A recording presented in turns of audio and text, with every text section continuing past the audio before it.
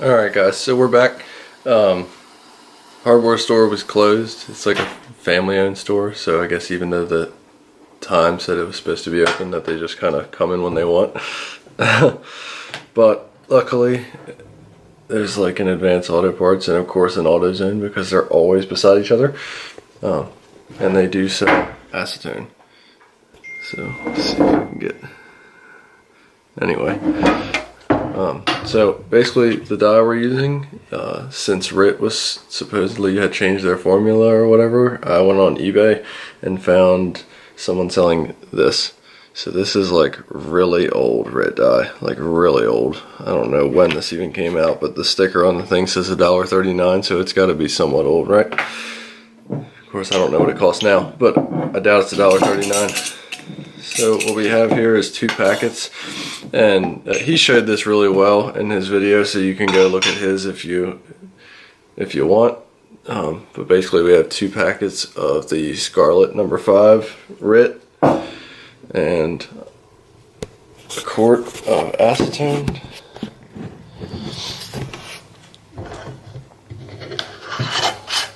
So he said in his video that you're supposed to use 1 ounce, but I don't think whoever told him that, or maybe he was just mistaken, I don't know, but that's more than 1 ounce of crystals in here, so there's no way 1 ounce is going to do it, which is why he had to add more in his video for sure.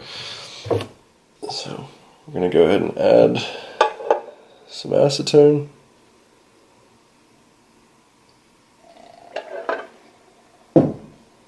That's probably 2 or 3 ounces. Let me get a napkin really quick.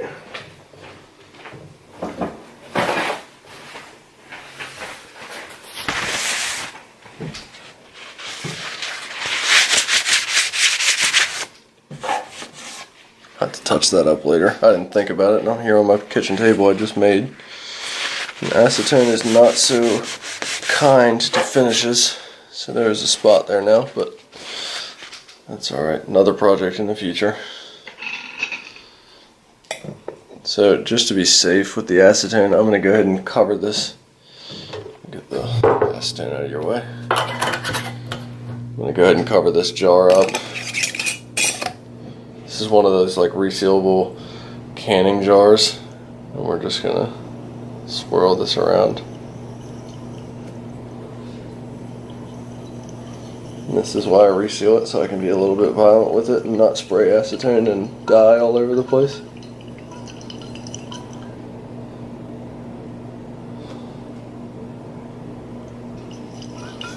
I'm just trying to suspend all those crystals up in the mixture so you can get all the dye out of them.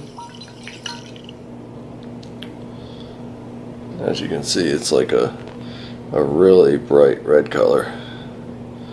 That's why we went with, well, he went with just red mahogany. I used the same stain, red mahogany, for mine, but he had bleached his wood before, and my wood did come really, really white, like it's pure white. I'll grab the stock really quick that I haven't done.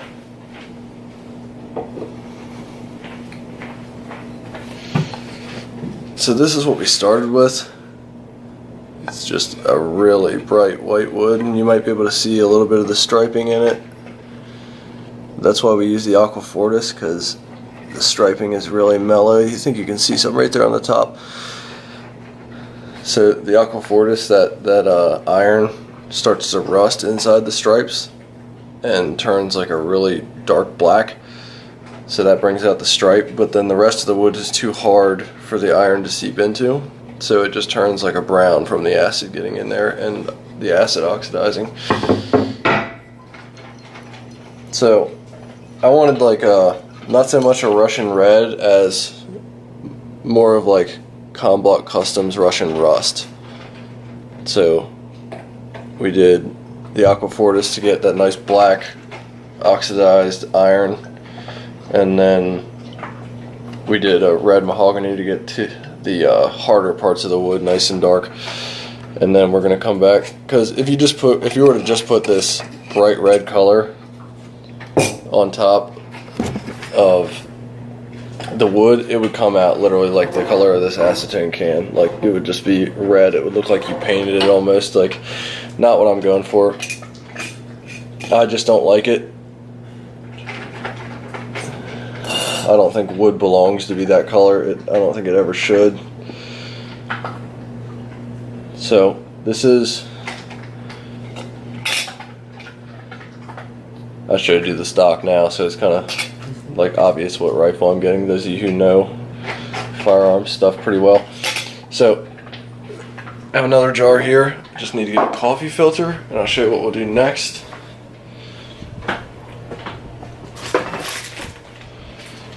Alright.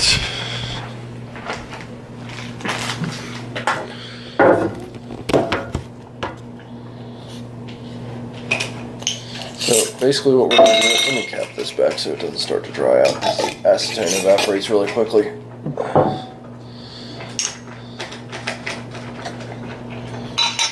So what we're going to do here, clean glass jar there.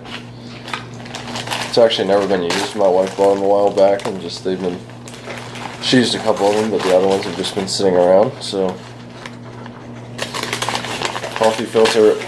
You should probably use one of the bigger ones. I don't have one of the bigger ones. I should have thought about it and got one. But this is like, I think they call it a number 4, a number 2 coffee filter. So we're basically going to wrap that around here. You get a nice seal.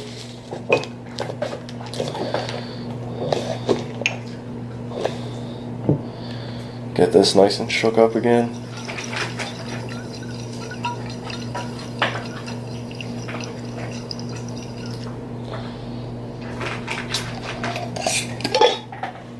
Alright, and then basically you're going to pour the crystals down into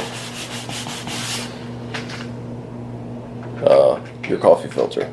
So that's going to filter out any of the crystals, because if they get in your finish, I've seen a couple guys do it online and they recognized it after the fact where it got down into their finish, and then they have like a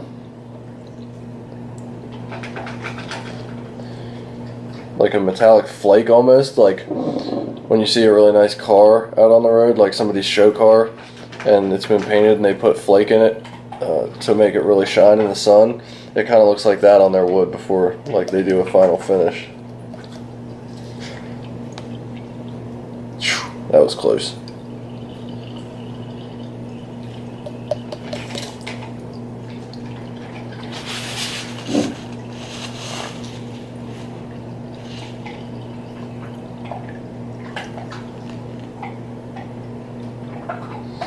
Alright, we're going to wait a minute for that to drain.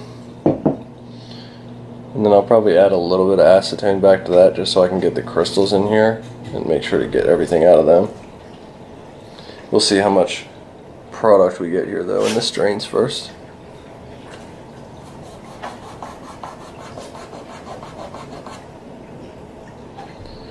Grit dye is really strong, so if you get it, oh, this is a mess.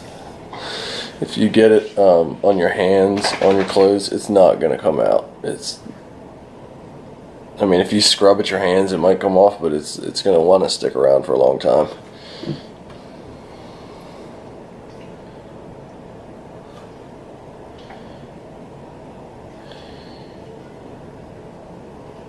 Actually, these crystals are looking really dry. I think we're probably good. So we ended up with basically 2 ounces of red. It looks like it's done dripping. So best thing to do here, and this is what he did in his video, is just fold your edges back up. Like I said, you could wear gloves for this, it'd probably be better. I don't really know why I'm not.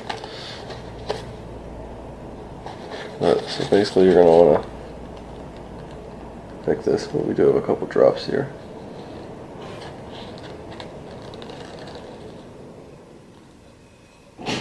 Put this back down in here, let it fall through. Alright, now that glass jar is going straight in the trash.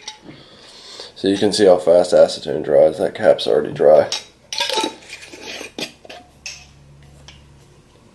I'm not sure what RIT actually changed, because people say when they mixed it up with their urethane, it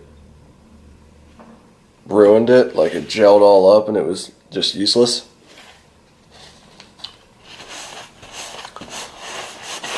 But I mean, it's supposed to be water soluble now, but the directions for the dye that I have, that was probably made in like the 80s or the 90s, it says that you can dissolve it in water. Like, it still back then was meant to be used in a washing machine to dye your clothes. So I'm not sure what's going on there or why. But that's enough talking. I'm gonna get our urethane, which is the, you can see that there, clear semi-gloss. That's what we're gonna use for the first couple coats. I think he did like 4 coats. We'll probably do the same, just because this turned out really well. And I think with the Aqua Fortis and the red mahogany, we're gonna come out with exactly like the darker red tone that I had originally imagined.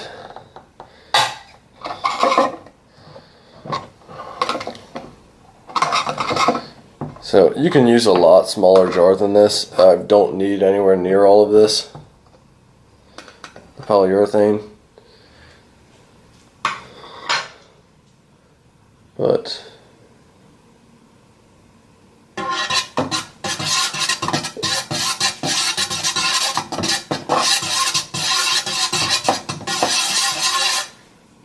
do you have to mix it? Probably not.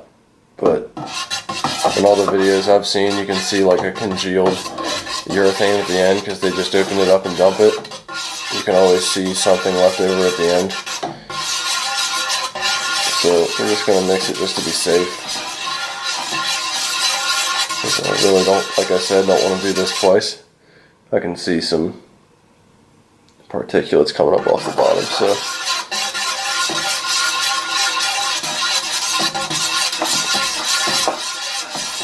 probably not necessary, especially considering I'm going to do a full gloss on top of the semi-gloss. And I may end up having to get a spray because I really don't want brush strokes in my finish. I want this to be like a magazine quality rifle. Like, that's the idea. Like, hopefully, I mean, that's not why I'm getting it. Like, that would just be stupid if that was the only reason. But it's, like I said in my earlier video, it's going to be one of a kind. Something that no one's ever had.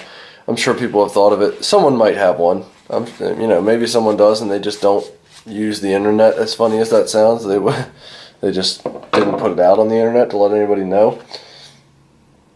So I'm going to go over to outside really quick so I don't get this urethane on my table, because then it would look all weird, 2 different finishes if I spilled it on there. So I'm going to go outside really quick. I'll be right back.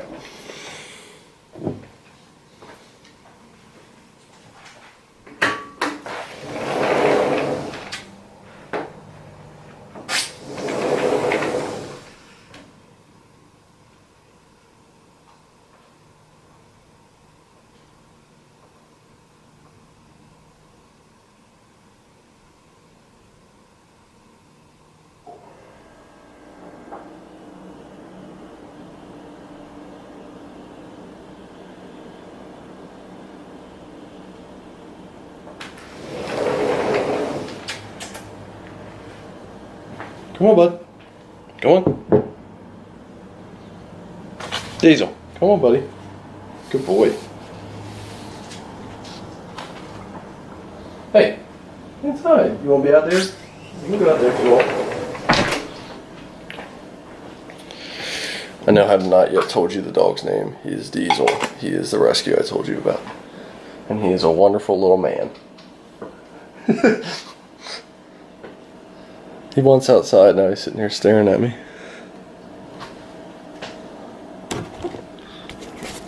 What are you doing? Huh? Alright, fine. Little brat. Come on. Don't smell the polyurethane, you're gonna get all sick.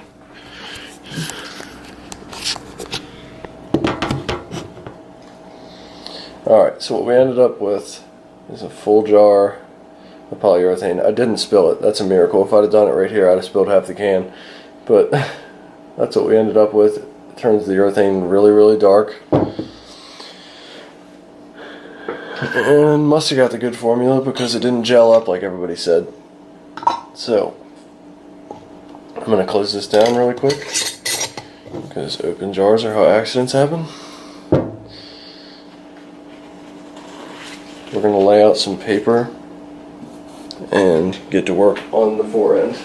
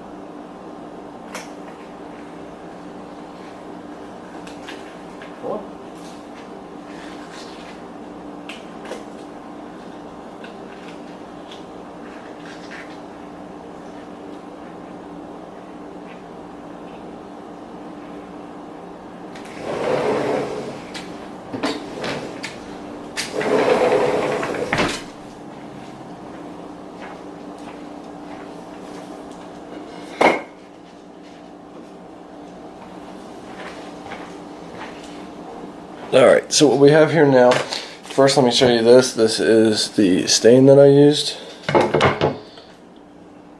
There it is, red mahogany, number 225,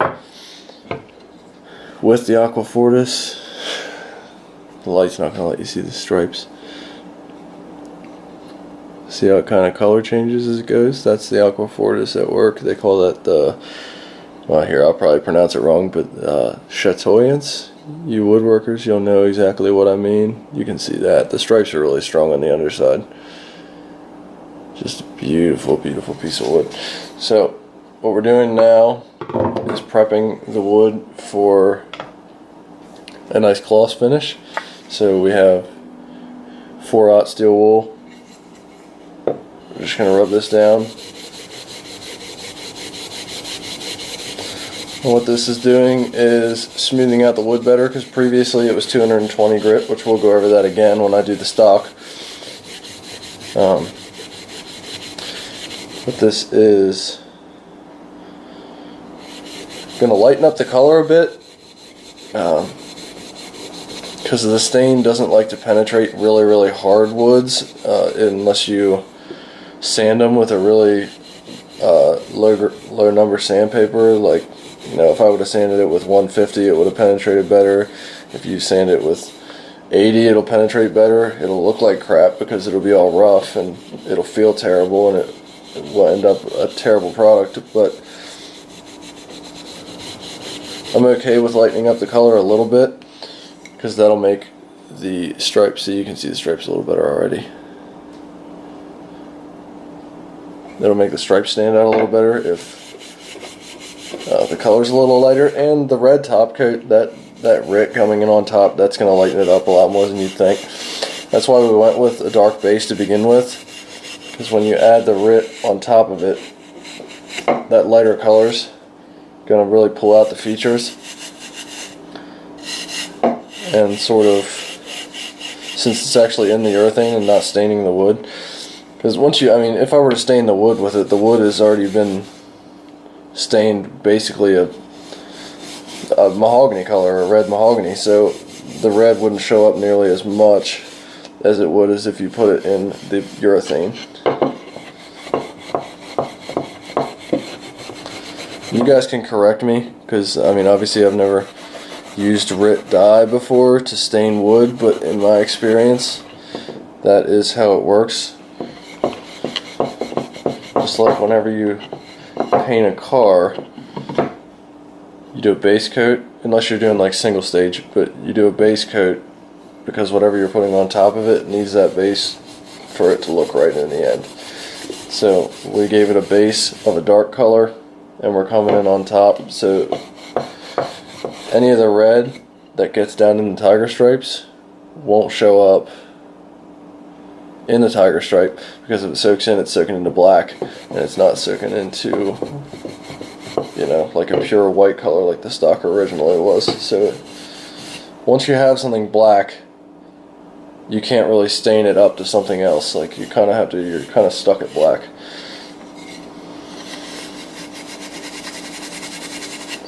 So any surfaces that are going to get seen, the end of the buttstock, or the end of the forend here, and this just produces fibers that go everywhere, by the way, so make sure you have a tack cloth. You can see that, hopefully. Yeah, it's really starting to come out there.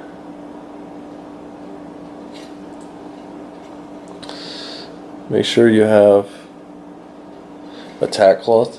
So as you can see, we have this. Maybe you can't see. Yeah, you kind of can. All the little fibers come off everywhere, and they're all over the wood too. So that's why you really need a tack cloth.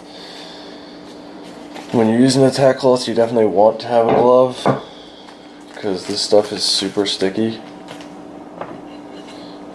So it will get residue all over your hands.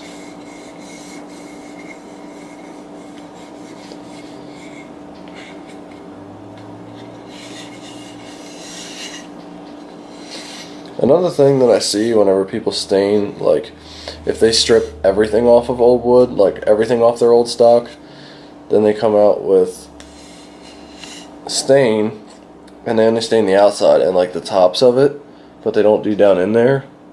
Just there you can see that. Which, I mean, yeah, like you're not going to see that all the time, but there's, Jesus, just went after a bug and nailed his face in the door. Anyway, you're not going to see that all the time, but on like AK handguards, you can always see in between the gas tube handguard and the lower handguard. So like you'll be able to see at some point down in this direction, like back in here a little bit. And then when you see that, that just is not good. So I know that's like 1 in every 1,000 times you look at it, but why not just do it? Like that, you know, it takes like another 30 seconds just to stain the inside. It's not difficult. Plus this handguard has all these holes in it, so you would definitely be able to see, because like up here would be the gas tube, and then the barrel would be all the way down here in the bottom, so you'd be able to see through.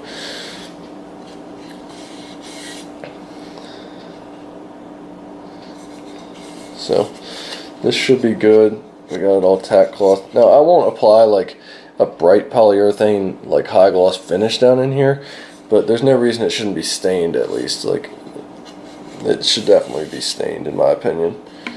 But this is my stock. You can do whatever you wish with yours, obviously. We're actually going to use a tack cloth to clean up the table a little bit here too. Alright, this is a perfect example of how sticky tack cloth is. I'll show you here in a second. That is a pile of wool fibers that were all over my table a second ago. It just picks them all up immediately. So, and you can actually feel it.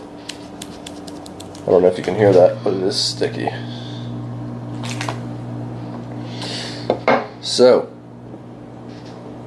old jar, trash now, before you do something stupid and stick a brush down in it. And grab crystals, and then you have crystals in your finish like we talked about not doing. I want to go ahead and say this. you want to have a box or something that, like, I stick this stain here to counterbalance it, and I'll put the handguard on top of here and then let it balance that way to dry. So you want to do something like that so you don't have to sit this like on the top rails down like this, and then that's not good. Like, your finish is just going to come off there like this. So you'll either do more coats or you'll just ruin it and have to sand it back.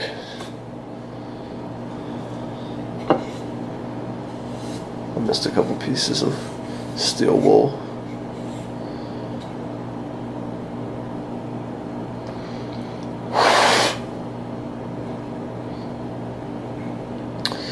The only thing I wish that Rhineland Arms would have did with this was all these little holes. You can't really get in there with sandpaper to clear those out, and there's little burrs in there. You could, I'm just personally not interested in spending like hours getting tiny little tufts of wood out of tiny little holes in this stock.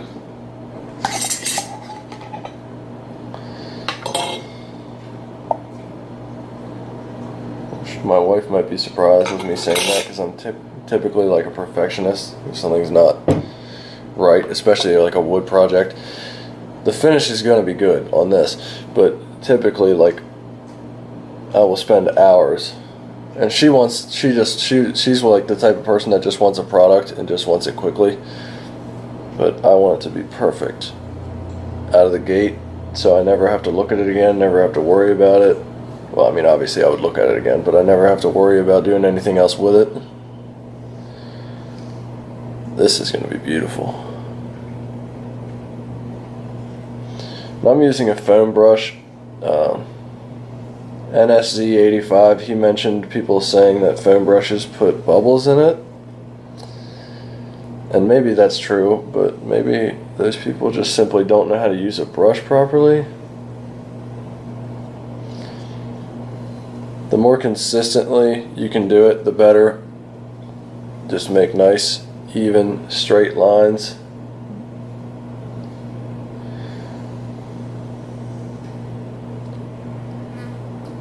And the more continuous you can do it, the better, so you don't have brush strokes going all different directions.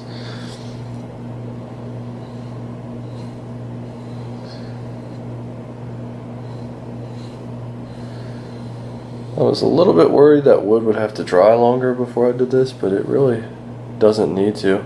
It's not pulling stain out or anything. You can see what we're looking for here. See that nice Russian rust looking?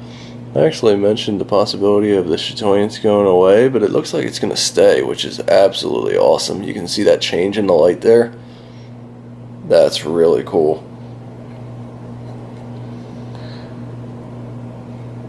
This is amazing, because I actually contacted a while back Ironwood Designs, because they make really good wood furniture. Like, don't think this is me putting them down for anything they do. They make good furniture, but they don't get tiger maple, and tiger maple is just beautiful. So I contacted them and said, hey, is there any way we can do a tiger maple stock? Gosh, dog.